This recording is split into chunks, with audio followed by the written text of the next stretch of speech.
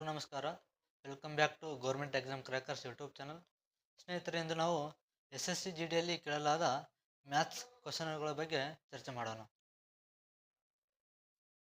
ಅದಕ್ಕಿಂತ ಮೊದಲು ಒಂದು ಸುಭಾಷಿತ ಐತೆ ನೋಡ್ರಿ. ಅವಕಾಶಗಳನ್ನು ಅಲಕ್ಷಿಸಬಾರದು, ಕೆಲವಂತೂ ಒಮ್ಮೆ ಮಾತ್ರ ಸಿಗುವಂಥವು. ಕಳೆದುಕೊಂಡು ವ್ಯತ್ಯೆ ಪಡುವ ಬದಲು ಉಪಯೋಗಿಸ್ಕೊಳ್ಳೋಣ ಎಂದು ಹೇಳ್ತಾ ಕ್ವಶನ್ ನೋಡ್ಕೊಂಬರ್ರಿ. ಮೊದಲನೇ ಪ್ರಶ್ನೆ, ಎರಡು ಸಂಖ್ಯೆಗಳ ಲಸಹ ಮತ್ತು ಮಸಹ ಕ್ರಮವಾಗಿ 144 ಮತ್ತು 8 ಆಗಿವೆ. ಅವುಗಳಲ್ಲಿ ಒಂದು ಸಂಖ್ಯೆ 16 ಆಗಿದ್ದರೆ ಇನ್ನೊಂದು ಸಂಖ್ಯೆಯನ್ನು ಕಂಡುಹಿಡಿಯಿರಿ. ಈ ರೀತಿ ಕ್ವಶನ್ ಐತೆ. ಈ ರೀತಿ ಇದ್ದಾಗ ಏನು ಮಾಡ್ತಾರೆ, ಒಂದು ಫಾರ್ಮುಲಾ ಐತೆ. ಅದಕ್ಕೆ ಲಸಹ ಇಂಟು ಮಸಹ ಇಸ್ ಈಕ್ವಲ್ ಟು ಮೊದಲನೇ ಸಂಖ್ಯೆ ಇಂಟು ಎರಡನೇ ಸಂಖ್ಯೆ. ಈ ರೀತಿ ಐತ್ರಿ. ಲಸ ಎಷ್ಟು ಕೊಟ್ಟನ್ರಿ ಅವ? 144 ಲಸ ಕೊಟ್ಟನ. ಇಂಟು ಮಸ ಎಷ್ಟೈತ್ರಿ? 8 ಐತಿ. ಅದೇ ರೀತಿ ಒಂದು ಸಂಖ್ಯೆ ಕೊಟ್ಟಾನ, ಎಷ್ಟಂದ್ರೆ 16. ನೀವು ಇನ್ನೊಂದು ಸಂಖ್ಯೆ ಕಂಡುಹಿಡಿಯಬೇಕು. ಏನು ಮಾಡ್ತೀರಿ ಈಗ? 8 ಒಂದ್ಲೆ 8, 2 2 7 2 2. ಎರಡನೇ ಸಂಖ್ಯೆ ಎಷ್ಟಾಕತ್ರಿ? 72. ನಿಮ್ಮ ಆನ್ಸರ್ ಯಾವುದಾಗಿರ್ಬೇಕು? Option C, 72. ಮುಂದಿನ ಕ್ವಶನ್ ನೋಡ್ರಿ. ಒಂದು ವೇಳೆ ಎಕ್ಸ್ನ 4% 24 ಆಗಿದ್ದರೆ ಎಕ್ಸ್ ಯಾವುದಕ್ಕೆ ಸಮನಾಗಿರುತ್ತದೆ? ಎಕ್ಸ್ನ 4% 24 ಆಗಿದ್ದರೆ ಎಕ್ಸ್ ವ್ಯಾಲ್ಯೂ ಎಷ್ಟಂತ ಕೇಳ್ಯಾರೆ. ಏನು ಮಾಡ್ತೀರಿ? X into 4/100 is equal to 24. 4 ಒಂದ್ಲೆ 4 24 ರೀ. ಈ 100 ಏನಾಗ್ತದೆ, ಈ ಕಡೆ ತೊಗೊಂಡ್ಬಿಡ್ತೀನಿ, ಮಲ್ಟಿಪಲ್ ಆಗ್ತದೆ. ಎಕ್ಸ್ ಇಸ್ ಈಕ್ವಲ್ ಟು 600 ಆಗ್ತದೆ. ಎಕ್ಸ್ ಇಸ್ ಈಕ್ವಲ್ ಟು ಎಷ್ಟು ಆಗ್ತದೆ ರೀ? 600. ಸರಿಯಾದ ಉತ್ತರ ಆಪ್ಷನ್ ಬಿ. ಮುಂದಿನ ಪ್ರಶ್ನೆ ನೋಡ್ರಿ. ವಾರ್ಷಿಕ 5% ಬಡ್ಡಿ ದರದಲ್ಲಿ 2 ವರ್ಷಗಳ ಅವಧಿಗೆ ಒಂದು ಅಸಲು ಮೊತ್ತ ರೂಪಾಯಿಗಳಲ್ಲಿ ಮೇಲಿನ ಸರಳ ಬಡ್ಡಿಯು 524 ಆಗಿದೆ. ಹಾಗಾದರೆ ಅಸಲು ಮೊತ್ತ ಕಂಡುಹಿಡಿಯಿರಿ. ಇನ್ನೇನು ಕೊಟ್ಟಾರ ಇದ್ರಾಗ? ನಿಮ್ಗೆ ರೇಟ್ ಕೊಟ್ಟಾರ 5%, ಟೈಮ್ 2 ವರ್ಷ ಕೊಟ್ಟಾರ, ಸಿಂಪಲ್ ಇಂಟ್ರೆಸ್ಟ್ ಕೊಟ್ಟಾರ ರೀ. ಸಿಂಪಲ್ ಇಂಟ್ರೆಸ್ಟ್ ಅಷ್ಟೇ, ಸರಳ ಬಡ್ಡಿ 524. ಇದಕ್ಕೊಂದು ಫಾರ್ಮುಲಾ ಐತ್ರಿ. Simple interest is equal to PTR divided by 100. Simple interest ಎಷ್ಟೈತ್ರಿ? 524. ಪ್ರಿನ್ಸಿಪಲ್ ಗೊತ್ತಿಲ್ಲ, ಅದನ್ನು ಕಂಡುಹಿಡಿಬೇಕು. ಈಗ ಪ್ರಿನ್ಸಿಪಲ್ ನಾವು ಕಂಡುಹಿಡಿಬೇಕು. ಟಿ ಅಂದ್ರೆ ಎಷ್ಟೈತ್ರಿ? 2 ವರ್ಷ. ಆರ್ ಅಂದ್ರೆ 5% ಡಿವೈಡ್ ಬೈ 100 ಆತ್ರಿ. ಈಗ ನೋಡ್ರಿ, 5 2 10 ಆಗ್ತದ. 10 10 ಕ್ಯಾನ್ಸಲ್ ಆಗ್ತದ. ಇನ್ನೊಂದು 10 ಉಳಿತದ. ಈ 10 ಮಾಡ್ತೀನಿ, 524 ಇಂಟು 10 ಮಾಡ್ತೀನಿ. ಪ್ರಿನ್ಸಿಪಲ್ ಎಷ್ಟಾಗ್ತದ? 5240 ರೂಪಾಯಿ ಆಗ್ತದೆ. ಪ್ರಿನ್ಸಿಪಲ್ ಎಷ್ಟಾಗ್ತದೆ ರೀ? 5240. ನಿಮ್ಮ ಆನ್ಸರ್ ಯಾವುದಾಗಬೇಕು? Option A, 5240. ಮುಂದಿನ ಪ್ರಶ್ನೆ ನೋಡ್ರಿ. 75, 45, 180 ಮತ್ತು 110ರ ಲಸ ಇದಾಗಿದೆ. 75, 45, 180, 110ರ ಲಸ ಕೇಳ್ಯಾರೆ. ನೀವು ನಾರ್ಮಲ್ ಮಾಡಿದ್ರೆ ಹೆಂಗೆ ಮಾಡ್ತೀರಿ? 5 ಸ್ಟಾರ್ಟ್ ಮಾಡ್ತೀರಿ. 5 ಒಂದ್ಲೆ 5 5ಲೆ 5 9ಲೆ 5 3ಲೆ 5 6ಲೆ 5 2ಲೆ 5 2ಲೆ ಮಾಡ್ತೀರಿ. ಮತ್ತು ಇದರಿಂದ 5ರಿಂದ ತಗೋರಿ, ಇಲ್ಲ 3ರಿಂದ ತಗೋರಿ.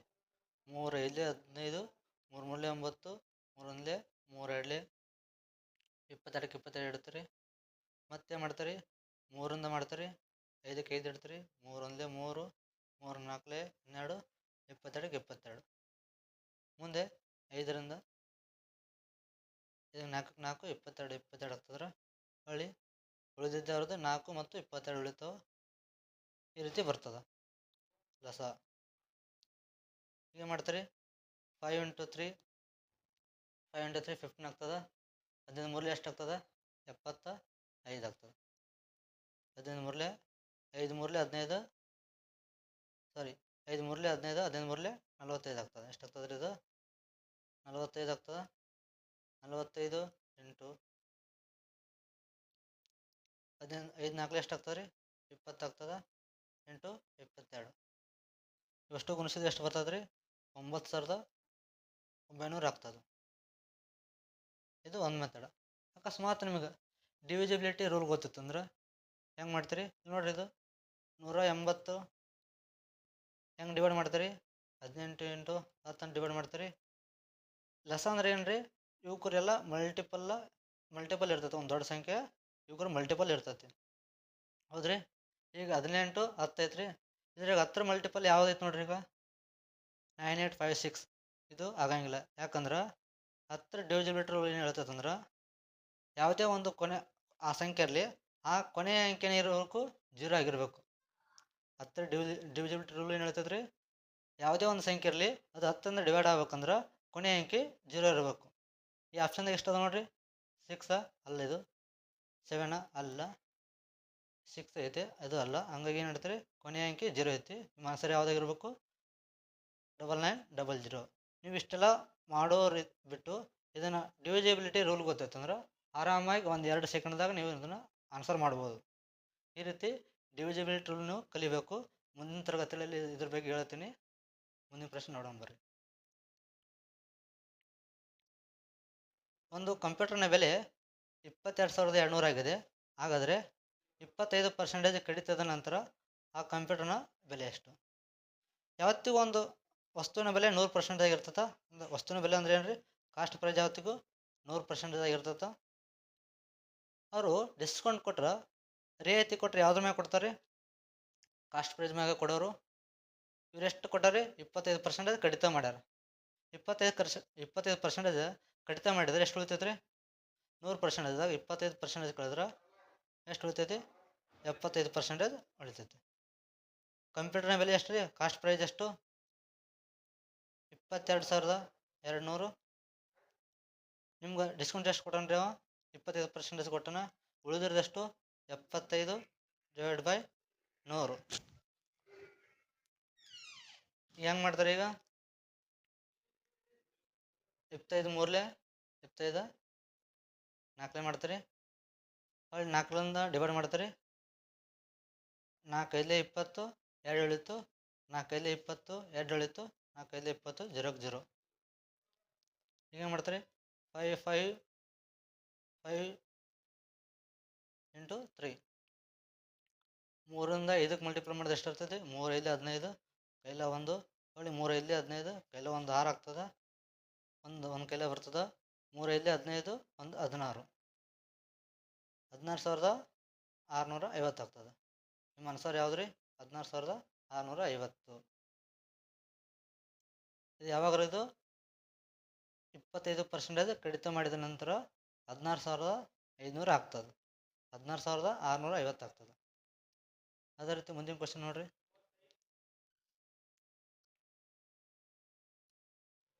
ಒಂದು ಚೌಕಾಕಾರ ಮೈದಾನದ ವಿಸ್ತೀರ್ಣವು 252 ಮೀಟರ್ ಸ್ಕ್ವೇರ್ಗೆ ಸಮನಾಗಿದೆ. ಅದರ ಸುತ್ತಳತೆಯನ್ನು ಕಂಡುಹಿಡಿಯಿರಿ. ಚೌಕಾಕಾರದ ವಿಸ್ತೀರ್ಣ ಸೂತ್ರ ಏನ್ರಿ? ಚೌಕಾಕಾರದ ವಿಸ್ತೀರ್ಣ ಸೂತ್ರ ಏನಕ್ಕೈತ್ರಿ? ಎಸ್ ಸ್ಕ್ವೇರ್ ಇರ್ತದ. ಮತ್ತು ಅದರ ಸುತ್ತಳತೆ ಹೆಂಗೆ ಕಂಡುಹಿಡಿತ್ರಿ? ಸುತ್ತಳತೆ = 4a. ನಿಮ್ಗೆ ಇಲ್ಲಿ ಏನು ಕೊಟ್ಟಾರಿ? ವಿಸ್ತೀರ್ಣ ಕೊಟ್ಟಾರ. ಎಸ್ ಸ್ಕ್ವೇರ್ = 252 ಆದ್ರೆ ಎ ಎಷ್ಟು? ಏನು ಮಾಡ್ತೀರಿ? 252 ಮಾಡ್ತೀರಿ.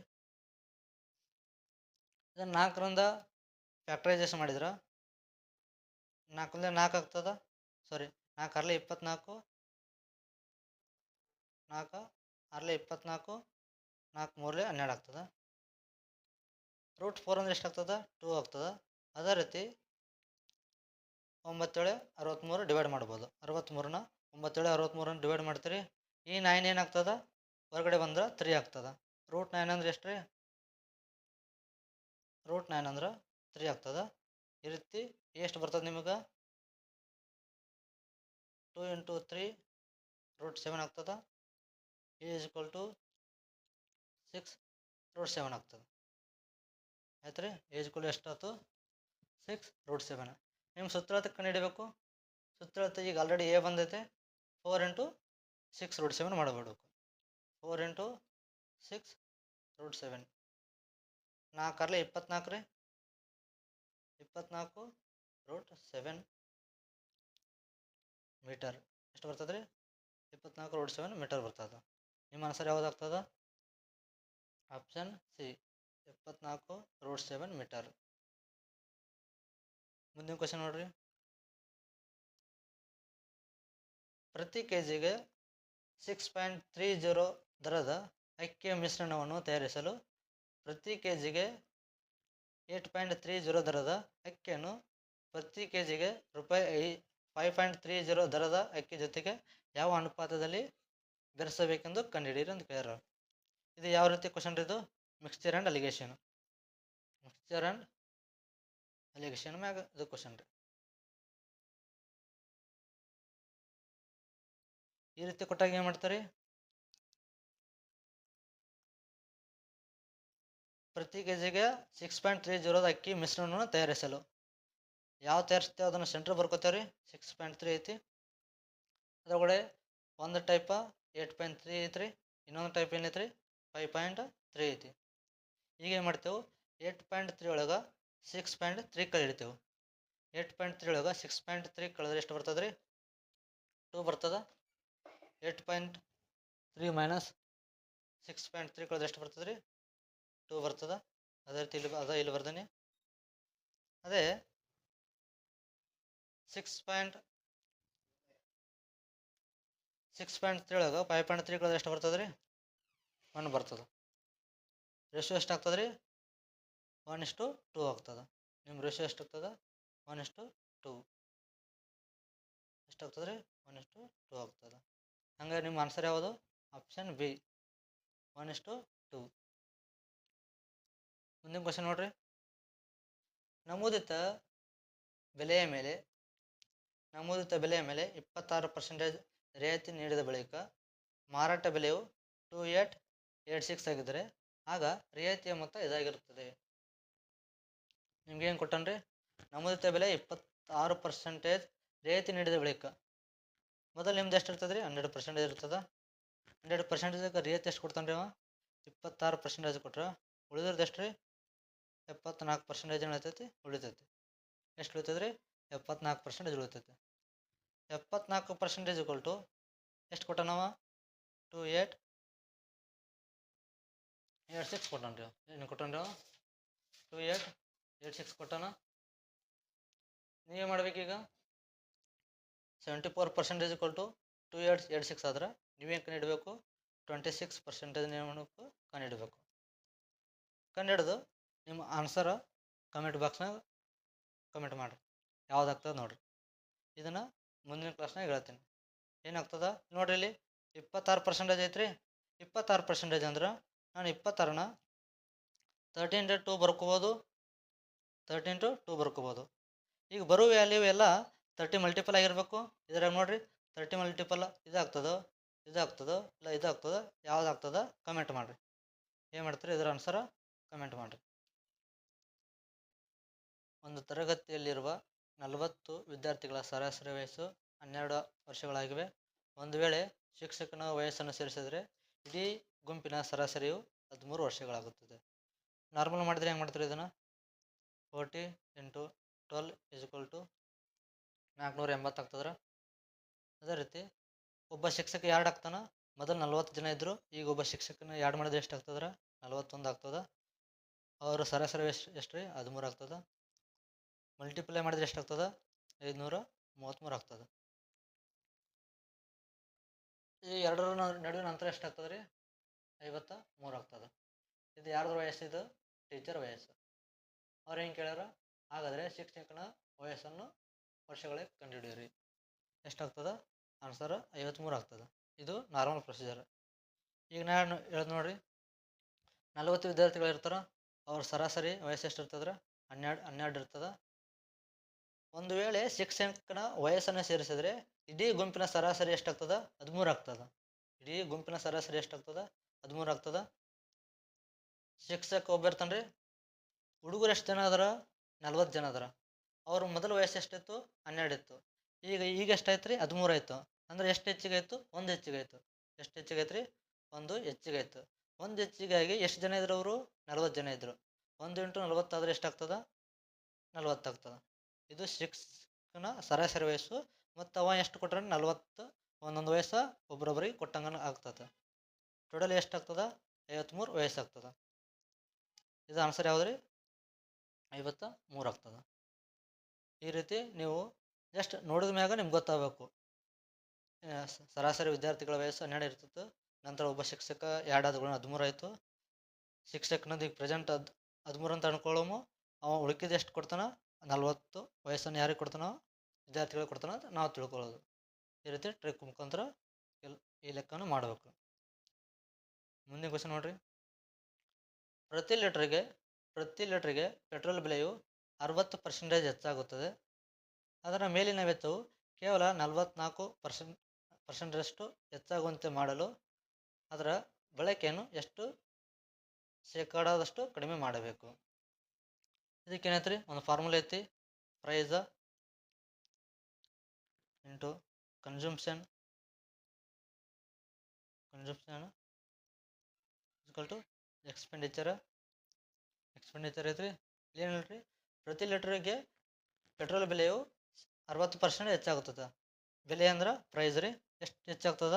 ಮೊದಲ 100 ಇರ್ತದ, ಈಗೇನಾಗ್ತದ? 160 ಆಗ್ತದ. ನಾವೇನು ಕಂಡುಹಿಡಿಬೇಕು ರೀ? ಕನ್ಸಂಪ್ಷನ್ ಎಷ್ಟು ಕಡಿಮೆ ಮಾಡ್ಬೇಕಂತ ಕಂಡುಹಿಡಬೇಕು.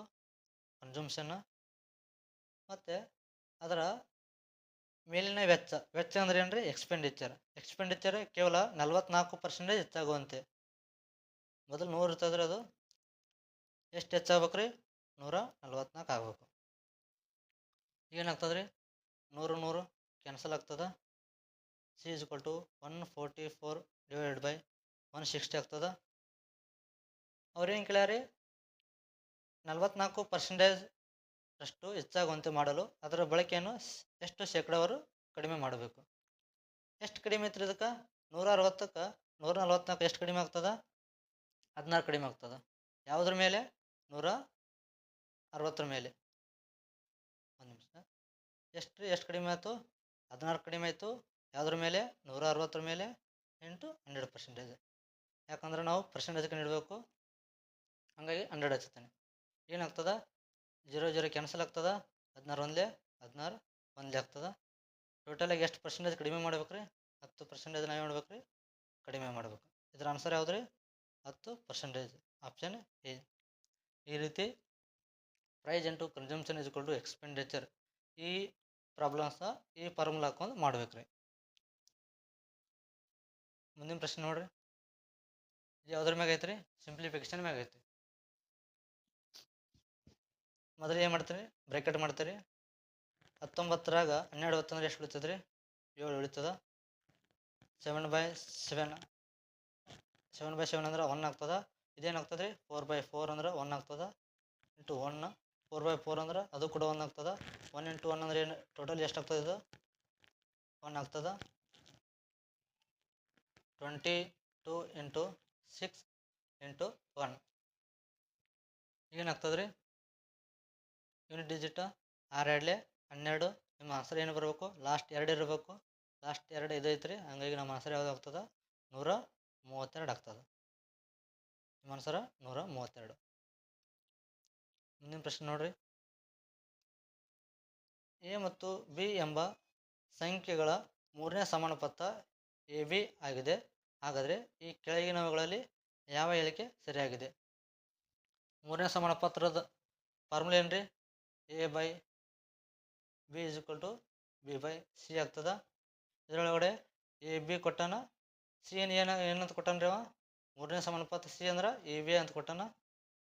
A/B = B/AB ಹಚ್ಕೋತೀರಿ. ಮೂರನೇ ಸಮಾನುಪಾತ್ರ ಏನ್ರಿ? ಪಾತ್ರದ ಫಾರ್ಮುಲಾ. ಮೂರನೇ ಸಮಾನುಪಾತ್ರ ಫಾರ್ಮುಲಾ B² / A ಆಗ್ತದ. ನಾ ಇಲ್ಲಿ ಹಚ್ಚಿನಿ, ಇದೇ ರೀತಿ ಹಚ್ಚಿನಿ.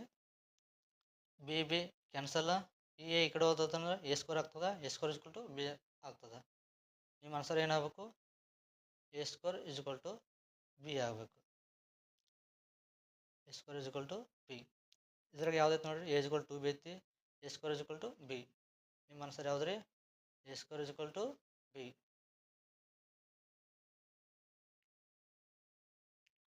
A square equal to B ಆಗ್ತದೆ. ಮುಂದಿನ ಪ್ರಶ್ನೆ ನೋಡ್ರಿ.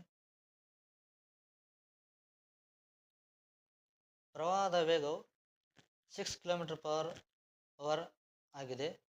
ಒಂದು ದೋಣಿಯು 7 ಗಂಟೆಗಳಲ್ಲಿ ಪ್ರವಾಹದ ದಿಕ್ಕಿನಲ್ಲಿ 56 km ದೂರಕ್ಕೆ ಮತ್ತು ಪ್ರವಾಹದ ವಿರುದ್ಧ ದಿಕ್ಕಿನಲ್ಲಿ 39 km ದೂರಕ್ಕೆ ಸಾಗಬಲ್ಲದು. ಹಾಗಾದರೆ ನಿಶ್ಚಲ ನೀರಿನಲ್ಲಿ ದೋಣಿಯ ವೇಗ ಎಷ್ಟು ಅಂತ ಕೇಳ್ರಿ. ನಿಶ್ಚಲ ನೀರು ಅಂದ್ರೆ ಏನು ಬರ್ಕೋತ್ರಿ? ಬಿ ಅಂತ ಬರ್ಕೋತ್ರಿ. ಯಾವ್ದು ರೀತಿ? ನಿಶ್ಚಲ ನೀರು, ಬೋಟ್ ಸ್ಪೀಡ್ ಅಂತ್ರಿ. ಪ್ರವಾಹದ ವೇಗ ಅಂದ್ರೆ ಏನಂದ್ರಿ?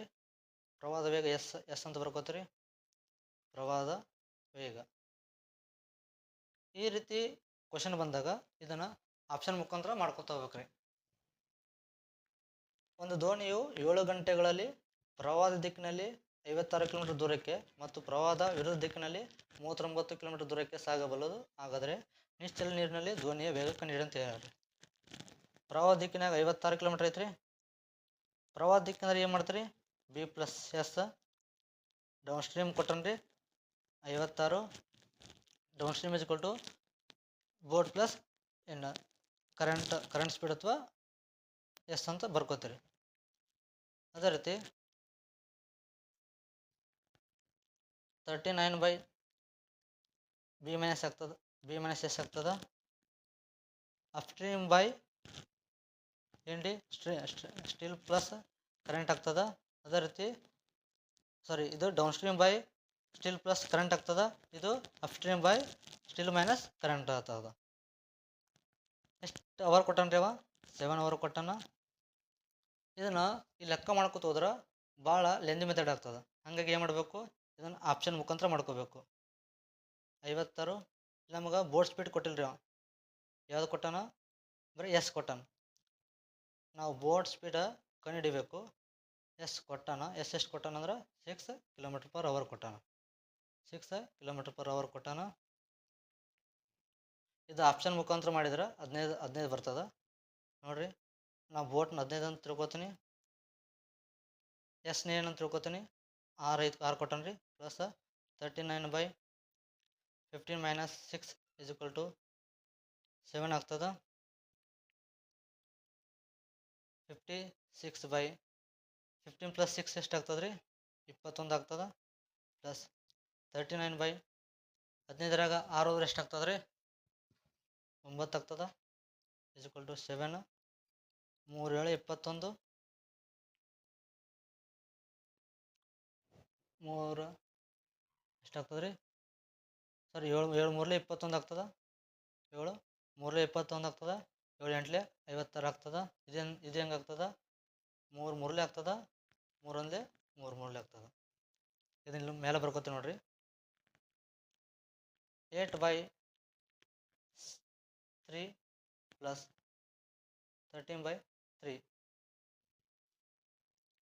ಇಸ್ ಇಕ್ವಲ್ ಟು 7 ರೀ. ಈಗ ಕೆಳಗಡೆ ಒಂದೇ ಡಿನಾಮಿನೇಟರ್ ಇದ್ದಾಗ ಮೇಲಿನ ನಾಮಿನೇಟರ್ ಏನಾಗ್ತದೆ? ಪ್ಲಸ್ ಆಗ್ತದೆ. 18 ಪ್ಲಸ್ 13 ಎಷ್ಟು ಆಗ್ತದೆ ರೀ? 21 ಆಗ್ತದೆ. 21/3 ಇಸ್ ಇಕ್ವಲ್ ಟು 7 ಆಗ್ತದೆ. 3 1 3 7 21. 7 ಇಸ್ ಇಕ್ವಲ್ ಟು 7 ಬತ್ರಿ. ಹಾಗಾಗಿ ನಮ್ಮ ಆನ್ಸರ್ ಯಾವುದಾಗಿರ್ತದೆ? ಆಪ್ಷನ್ ಡಿ ಇರ್ತದೆ. ಒಂದೊಂದು ಆಪ್ಷನ್ ನಿಮ್ಗೆ ಹೇಳಾಕತ್ತಿ ಅಂದ್ರೆ ಇಲ್ಲಿ ಟೈಮ್ ವೇಸ್ಟ್ ಆಗ್ತದೆ. ಹಾಗಾಗಿ ಯಾವ್ದು ಆನ್ಸರ್ ಆಗ್ತದೆ ಅಂತ ಮೊದಲು ಹೇಳಿ ಅದ್ರ ಮುಖಾಂತರ ಯಾವ ರೀತಿ ಬಿಡಿಸ್ಬೇಕು, ಆಪ್ಷನ್ ಹಾಕೊಂಡು ಯಾವ ರೀತಿ ಬಿಡಿಸ್ಬೇಕಂತ ನಿಮ್ಗೆ ಒಂದ್ಸರಿ ಹೇಳಿ ನೋಡಿರಿ. ಈ ರೀತಿ ಹಲವಾರು ಬಾರಿ ಕೇಳೋಣ. ಒಂದ್ಸರಿ ಈ ಕ್ವಶನ್ನ ನೋಡಿ ಬಿಡ್ಸಕ್ಕೆ ಟ್ರೈ ಮಾಡಿರಿ. ಮುಂದಿನ ಕ್ವಶನ್ ಏನೈತ್ರಿ? ಒಂದು ವೇಳೆ 3 6 12 ಮತ್ತು ಬಿ ಎಲ್ಲವೂ ಮುಂದುವರಿದ ಸಮಾನುಪಾತ ಕಂಟಿನ್ಯೂಡ್ ಪ್ರಪೋರ್ಷನ್ ಅಂತಾರೆ. ಬಿ ಯ ಮೌಲ್ಯ ಎಷ್ಟು ಅಂತ ಕೇಳೋಣ. ನಾವೇನು ಮಾಡ್ತೇವೆ ರೀ? 3/6 ಇಸ್ ಇಕ್ವಲ್ ಟು 12/b ಅಂತ ಬರ್ಕೋತೇವೆ. 3 ಒಂದೇ 3 ಎರಡಲೇ ಆಗ್ತದೆ ಅಂದ್ರೆ 1:2 ರೇಷಿಯೋದಾಗ ಐತಿ. ಇದು 12 ಐತಂದ್ರೆ ಇದೆಷ್ಟು ಇರ್ಬೇಕು ರೀ 24 ಇರ್ಬೇಕು. ಈ ರೀತಿ ನಿಮ್ಗೆ ಅಂದ್ಕೊಂಡ್ರೆ ಈ ರೀತಿ, ಇಲ್ಲಾಂದ್ರೆ 3/6 = 12/b. 3 ಒಂದೇ 3 ಎರಡಲೇ ಈ 2 ಆ ಕಡೆ ಮಲ್ಟಿಪಲ್ ಆಗ್ತದೆ, b = 24 ಆಗ್ತದೆ. ನಿಮ್ಮ ಆನ್ಸರ್ ಏನಾಗ್ತದೆ ರೀ b = 24. 3/6 ಐತೆ, ಇಲ್ಲಿ 1 ಪಾರ್ಟ್ ಐತಿ, ಅದರ 2 ಪಾರ್ಟ್ 6 ಆಗ್ತದೆ ಇಲ್ಲಿ. ಅದೇ ರೀತಿ ಇಲ್ಲಿ ಮೇಲೆ ಎಷ್ಟು ಐತ್ರಿ 12 ಐತಿ, ಅದರ 12 ಡಬಲ್ ಎಷ್ಟು ಆಗ್ತದೆ 24. ಇದಕ್ಕೆ ಏನಂತೇವೆ ನಾವು ಕಂಟಿನ್ಯೂಡ್ ಪ್ರಪೋರ್ಷನ್ ಅಂತೇವೆ, ಮುಂದುವರೆದ ಸಮಾನುಪಾತ ಅಂತ ಅಂತೇವೆ. ಆನ್ಸರ್ ಯಾವ್ದು ರೀ 24. ಮುಂದಿನ ಪ್ರಶ್ನೆ ನೋಡ್ರಿ, ಇದು ಯಾವುದ್ರ ಮ್ಯಾಗ ಬರ್ತದೆ ರೀ ಸಿಂಪ್ಲಿಫಿಕೇಶನ್ ಮ್ಯಾಗ ಬರ್ತದೆ. 16 + 12/3 - 2 × 4 ಕೊಟ್ಟಾನ. 3 ಒಂದೇ 3 4 12, 16 + 4 2 4 8 ಆಗ್ತದೆ. 16 + 4 20, 20 - 8 ಎಷ್ಟು 20 - 8 ಎಷ್ಟು ಆಗ್ತದೆ ರೀ 12 ಆಗ್ತದೆ. ನಿಮ್ಮ ಆನ್ಸರ್ ಯಾವ್ದು ಆಗ್ತದೆ 12, ಆಪ್ಷನ್ ಬಿ. ಮುಂದಿನ ಪ್ರಶ್ನೆ ನೋಡ್ರಿ, 3√2 ಸೆಂಟಿಮೀಟರ್ ತ್ರಿಜ್ಯವಿರುವ ಒಂದು ಗೋಳದ ಘನಫಲವೆಷ್ಟು? ಒಂದು ಗೋಳದ ವಿಸ್ತೀರ್ಣದ ಸೂತ್ರ ಏನ್ರಿ? ಘನಫಲದ ಸೂತ್ರ ಗೋಳದ್ದು 4/3 πr³ ಅದರ ಸೂತ್ರ. ನಿಮ್ಗೇನು ಕೊಟ್ಟಾನ್ರಿ ತ್ರಿಜ್ಯ ಕೊಟ್ಟಾನ. ತ್ರಿಜ್ಯ ಅಂದ್ರೆ ಏನ್ರಿ 6 ಕೊಟ್ಟಾನ. ನಿಮ್ಗೆ r = 3√2 ಕೊಟ್ಟಾನ. ಹಚ್ಚೋತ್ರಿ 4/3 × πr³ 3√³ ಅಂತ ಆಗೈತ್ರಿ. 4/3 π 3³ ಅಂದ್ರೆ ಎಷ್ಟು ಆಗ್ತದೆ ರೀ 27 ಆಗ್ತದ. √2³ ಅಂದ್ರೆ ಎಷ್ಟು ಆಗ್ತದ 2√2 ಆಗ್ತದೆ. ಆನ್ಸರ್ ನೋಡ್ರಿ, √2³ ಅಂದ್ರೆ ಇದನ್ನು 3 ಸಾರಿ ಬರೀತಾನ. √2 × √2 × √2 ಈ ರೀತಿ ಬರ್ತೇವೆ. √2 × √2 ಎಷ್ಟು ಆಗ್ತದೆ 2 ಆಗ್ತದೆ. ಮತ್ತು √2 ಮಲ್ಟಿಪ್ಲೈ ಮಾಡ್ತೇವೆ ನೋಡ್ರಿ. ಈಗ 3 9 27, 4 9 36, 32 72 √2 ಆಗ್ತದೆ. 72 √2 5 cm³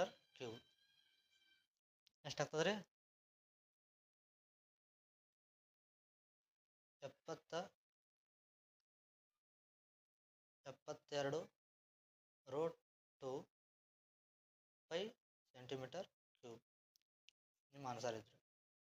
ಇಲ್ದ್ರಾಗ ಎಲ್ಲ ಐತೆ ನೋಡ್ರಿ, ಫಸ್ಟ್ನೇ ಆಪ್ಷನ್ ಐತೆ ನೋಡ್ರಿ A 72 2√5 cm³.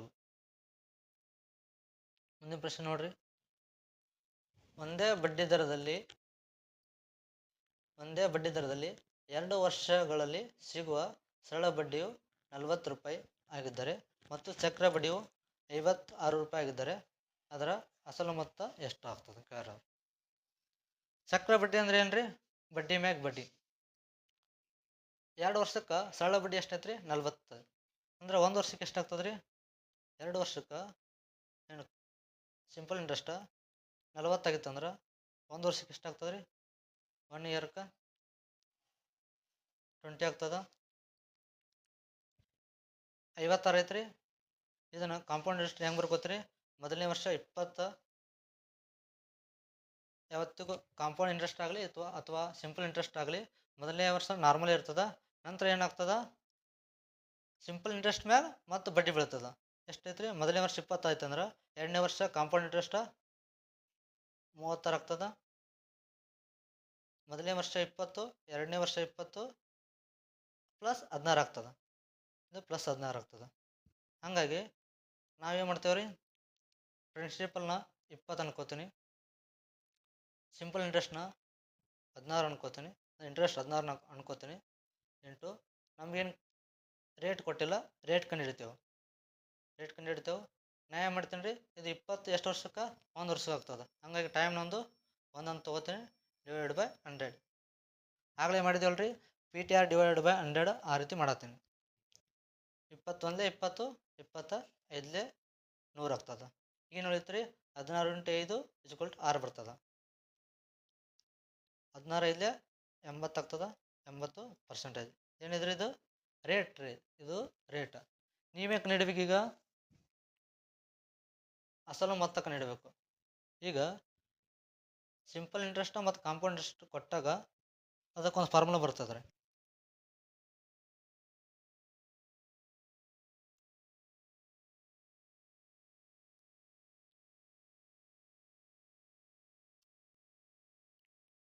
CI - SI = PR/100T ಅಂತ ಬರ್ತೈತೆ.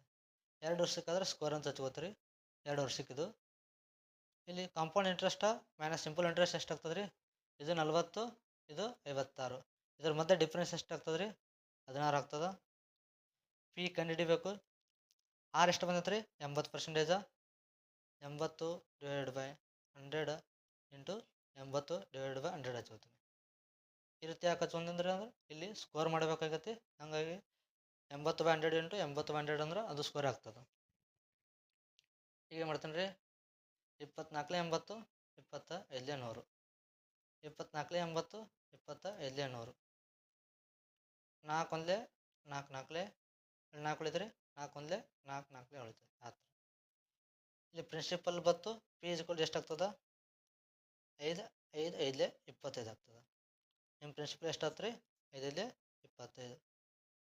ಪ್ರಿನ್ಸಿಪಲ್ 25 ಅಂದ್ರೆ ಅಸಲು ಮೊತ್ತ 25 ಆಗ್ತದೆ. ಅದೇ ರೀತಿ ಮುಂದಿನ ಪ್ರಶ್ನೆ.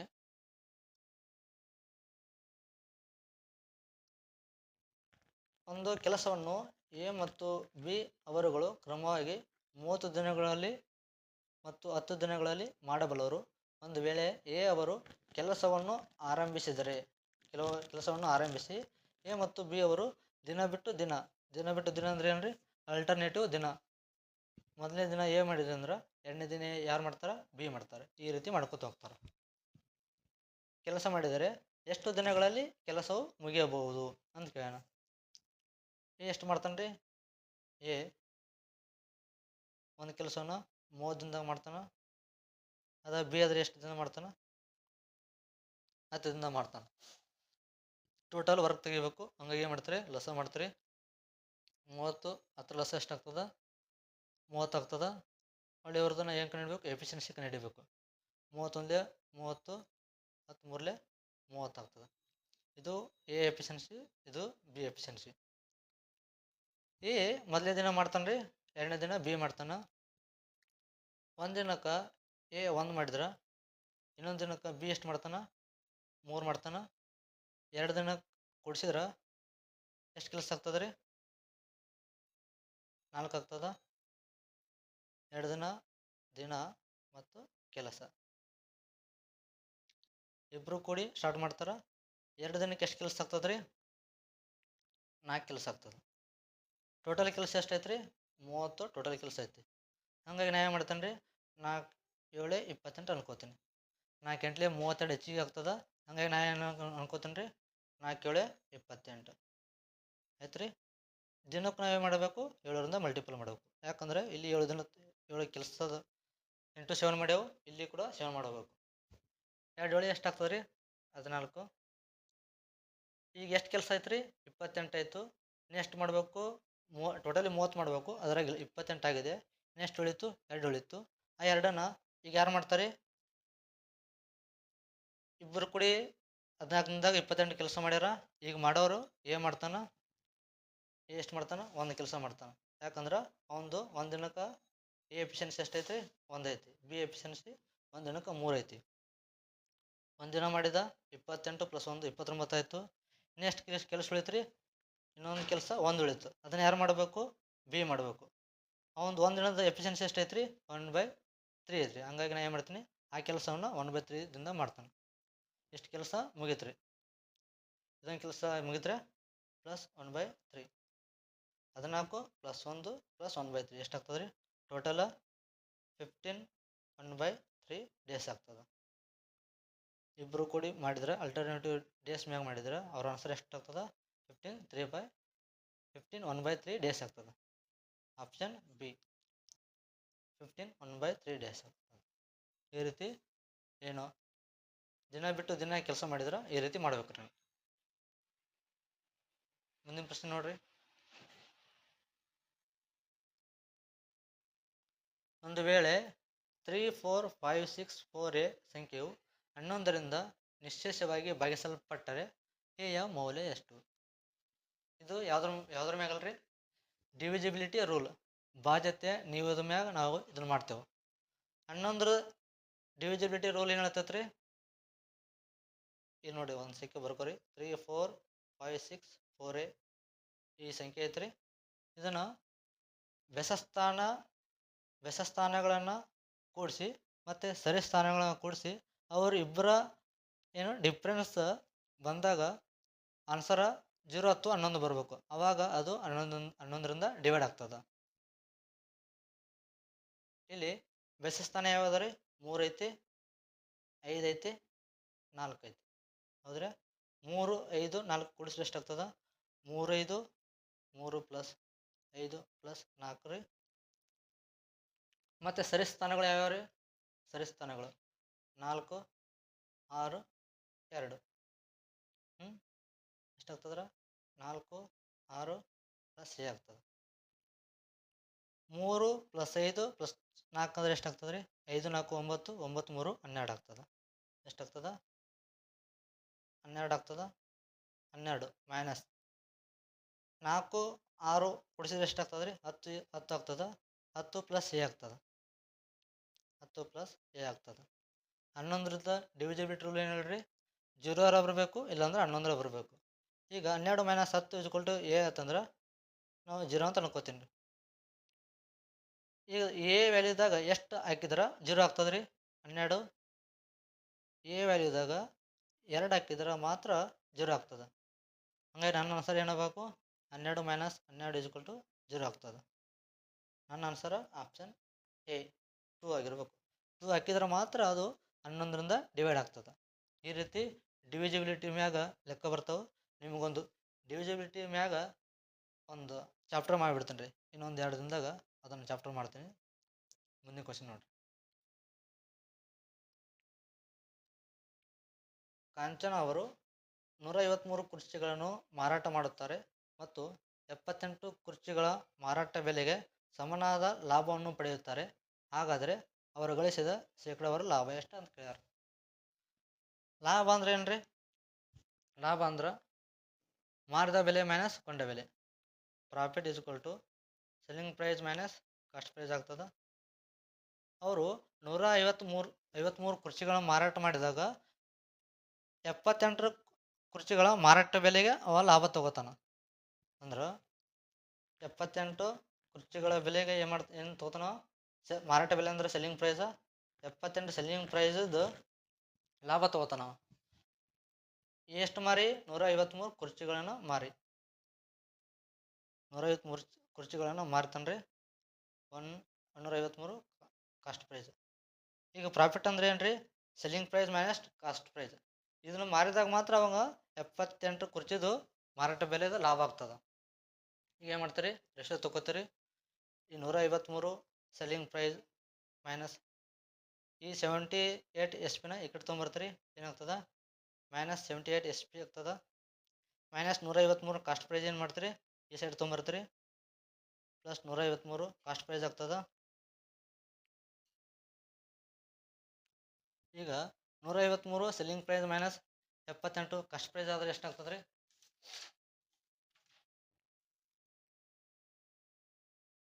22 1 53. 53 ಪ್ಲಸ್ 22 ಆಗ್ತದೆ. 5 1 75. ಎಷ್ಟಾಯ್ತು ರೀ? 75 ಸೆಲ್ಲಿಂಗ್ ಪ್ರೈಸ್ ಆಯಿತು. ಕಾಸ್ಟ್ ಪ್ರೈಸ್ ಸೆಲ್ಲಿಂಗ್ ಪ್ರೈಸ್ ಎಷ್ಟು ತಗೋರಿ? Cost price by selling price = 75/153. ನಾವು ಪ್ರಾಫಿಟ್ನ ಯಾವ್ದ್ರ ಮ್ಯಾಗ ಕಂಡುಹಿಡ್ತೇವೆ ರೀ? ನಾವು ಪ್ರಾಫಿಟ್ನ ಕಂಡುಹಿಡಿದು ಕಾಸ್ಟ್ ಪ್ರೈಸ್ ಮ್ಯಾಗ ಕಂಡುಹಿಡ್ತೇವೆ. ಪ್ರಾಫಿಟ್ನ ಕಾಸ್ಟ್ ಪ್ರೈಸ್ ಮ್ಯಾಗ ಕಂಡುಹಿಡ್ತೇವೆ. ಕಾಸ್ಟ್ ಪ್ರೈಸ್ ಎಷ್ಟೈತೆ ರೀ? 75. ಪ್ರಾಫಿಟ್ = ಕಾಸ್ಟ್ ಪ್ರೈಸ್ 75 ಐತಿ. ಎಷ್ಟು ಹೆಚ್ಚಿಗೆ ಐತೆ ರೀ? 25 1 53. 25 1 53 ಏನು ಹೆಚ್ಚಿಗೆ ಐತೆ ರೀ? 8 78. ಎಷ್ಟು ಹೆಚ್ಚಿಗೆ ಐತ್ರಿ, ಡಿಫ್ರೆನ್ಸ್ ಎಷ್ಟು ಐತ್ರಿ ಇದ್ರದ್ದು 78 ಡಿಫ್ರೆನ್ಸ್ ಐತಿ. ಇದು ಕಾಸ್ಟ್ ಪ್ರೈಸ, ಇದು ಪ್ರಾಫಿಟ್ ಇಂಟು 100%. ನೋಡಿರಿ, 25 ಮೂರಲೆ 25 4 3 2 3 6 26 4 ಎಷ್ಟು ರೀ? 26 4 104 ಆಗ್ತದೆ. 104% ಆಗ್ತದೆ. ಈ ರೀತಿ ಕ್ವಶನ್ ಕೊಟ್ಟಾಗ ಈ ರೀತಿ ಮಾಡಬೇಕು. ಮೊದಲು ಏನು ಮಾಡಬೇಕು? ರೇಷಿಯೋ ತೊಗೋಬೇಕು. ರೇಷಿಯೋ ತೊಗೊಂಡು ಪ್ರಾಫಿಟ್ ಆಗಿದ್ರೆ ಪ್ರಾಫಿಟ್ ಮುಖಾಂತರ ಮಾಡಬೇಕು, ಇಲ್ಲಕ್ಕಂದ್ರೆ ಲಾಸ್ ಆಗಿತ್ತಂದ್ರೆ ಲಾಸ್ ಮುಖಾಂತರ ಮಾಡಬೇಕು. ಈ ದಿನಕ್ಕೆ ಇಷ್ಟು ಸಾಕು. ಈ ವಿಡಿಯೋ ನಿಮ್ಗೆ ಇಷ್ಟ ಆಗಿತ್ತಂದ್ರೆ ಲೈಕ್ ಮಾಡಿರಿ, ಸಬ್ಸ್ಕ್ರೈಬ್ ಮಾಡಿರಿ ಮತ್ತು ಕಮೆಂಟ್ ಮಾಡಿರಿ. ಆಗಲೇ ಒಂದು ಲೆಕ್ಕ ಹೇಳಿದ್ನಲ್ಲ, ಆ ಲೆಕ್ಕದ ಉತ್ತರವನ್ನು ನೀವು ಇಲ್ಲಿ ಕಮೆಂಟ್ ಮಾಡಿರಿ. Thank you one and all.